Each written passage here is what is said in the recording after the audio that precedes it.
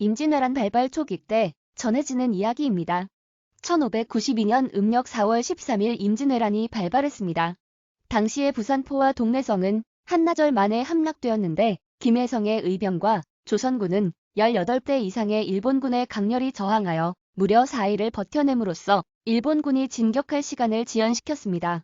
당시 일본군은 부대를 3개로 나누어 3방향으로 진격하였는데 그중 구로다 나가마사가 이끄는 제3군은 4월 14일 다대포를 경유해 죽도에 도착했습니다.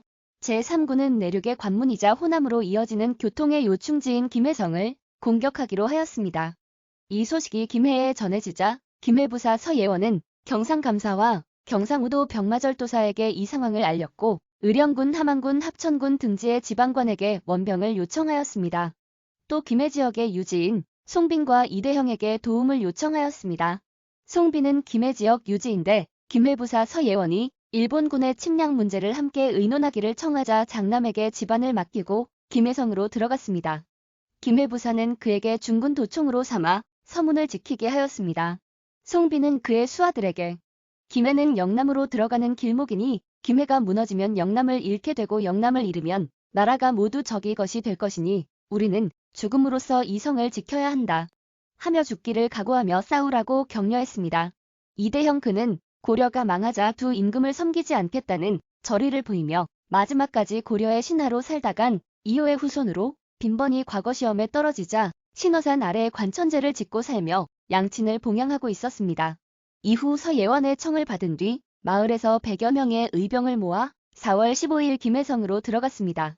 김해부사는 이대형에게 북문을 지키게 하였습니다. 이대형은 그의 두 아들에게 나는 비록 벼슬이 없으나 우리 집안은 대대로 나라의 은혜를 입었다. 나라가 지금 위급하니 나는 나라를 위해 죽을 것이다. 라며 죽을 각오를 알렸습니다.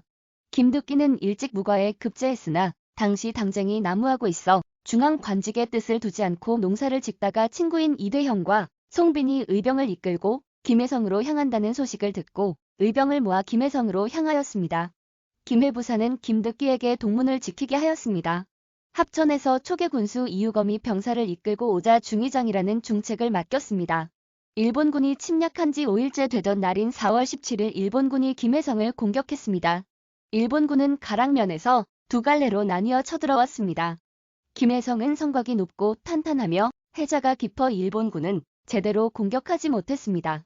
오후가 되어서 일본군은 조총과 화살을 사용하기 시작하였습니다.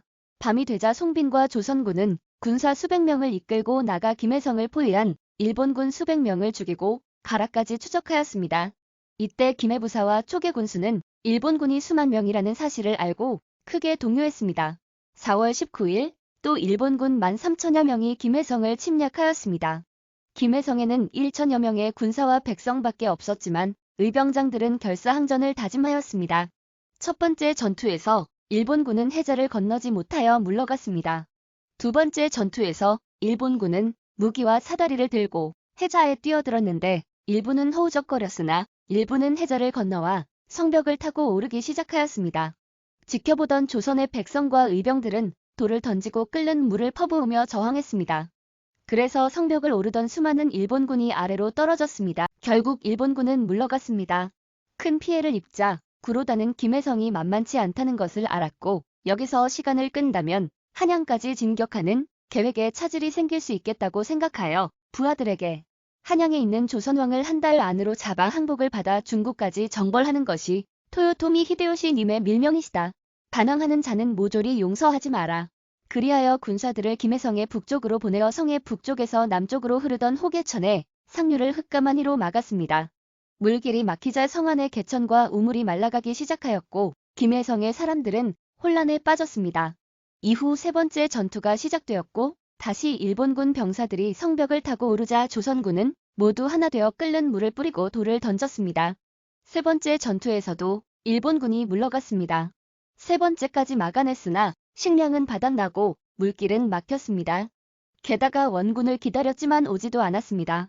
초계군수 이유검은 서문을 지키다 자기 혼자 살겠다고 도망갔고 김해부사도 외로운 성의 군사는 약하다 며 강동에서 배를 타고 달아났습니다. 우두머리가 떠나자 조선군은 군사들의 사기가 떨어졌고 각자 제 살 길을 찾기 위해 사람들은 흩어졌습니다. 유식은 과거에 과거 공부를 하였으나 세상이 어지러운 것을 보고 벼슬의 뜻을 버렸습니다. 그러던 중 일본군이 쳐들어오는 것을 보았고 공진문을 통해 집안의 장정과 노비 100여 명을 이끌고 김해성으로 들어왔습니다. 유식은 의병과 김해성 백성의 사기를 진작시켰습니다. 우리 집안이 대대로 나라의 은혜를 입었는데 어찌 앉아서 망하기를 기다리겠는가? 송비는 유식에게 서문을 맡기고 이대형에게 북문을, 김득기에게 동문을, 본인은 남문을 맡았습니다. 유식은 우물이 말라버렸다는 말을 듣고는 이를 해결하기 위해 막루로 올라가 지형을 살폈습니다. 그리고 객관 앞에 마당을 파괴했는데 얼마 지나지 않아 객관 마당에서 물줄기가 솟아올랐습니다. 모두가 기뻐했고 함안에서 일령이 수십 명의 의병을 이끌고 김해성에 입성하자 사기는 더욱더 올라갔습니다.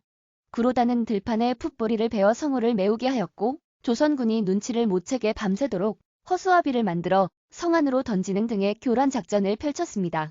임진왜란 발발 7일째인 4월 20일 아침에 김득기와 병사들은 성벽 아래 성호와 해자가 보릿단으로 메워져 있는 것을 발견하였습니다. 하지만 이미 수많은 일본군 병사들이 보릿단을 타고 오르고 있었습니다. 김득기는 열심히 싸웠지만 결국 중과부적이었고 유식이 있는 서문으로 물러났으며 서문도 무너지자 김득기와 유식은 동문으로 갔고 동문에는 이미 북문에서 밀린 이대형이 있었습니다. 의병들은 물러서지 않고 맞서 싸웠는데 혈투가 벌어지면서 조선의 군사와 백성들이 일본군의 칼날 아래에 무참히 쓰러져 갔습니다. 결국에는 이대형 김득기 유식은 연화사 부근까지 밀려났습니다. 그러나 3명의 의병은 무기를 버리지 않았고 결국 일본군 병사들의 창과 칼에 찔려 객사에서 전사했습니다. 이를 목격한 사람들이 남문에 있던 송빈에게 몸을 피하기를 권했으나 송빈은 듣지 않고 일본군과 싸우다 모든 사람들이 장렬히 전사하였습니다. 송빈의 부하였던 양업소는 부상으로 시체들 사이에서 숨어 있다가 일본군이 잠든 사이에 성을 빠져나와 당시의 전투 상황과 내 의병장의 순절 소식을 전하여 조정과 온 백성에게 알려졌습니다. 임진왜란이 끝나고 1600년에 송빈과 유식은 이조 참판의 이대형과 김득기는 호조 참판에 추중되었습니다. 최초의 의병 활동이었고 지도자가 없는 김해성에서 진열을 가다듬고 끝까지 싸운 의병과 조선군의 마음가짐과 정신은 높이 평가받아야 할 역사의 향기가 아닐까요? 끝까지 시청해 주셔서 감사합니다.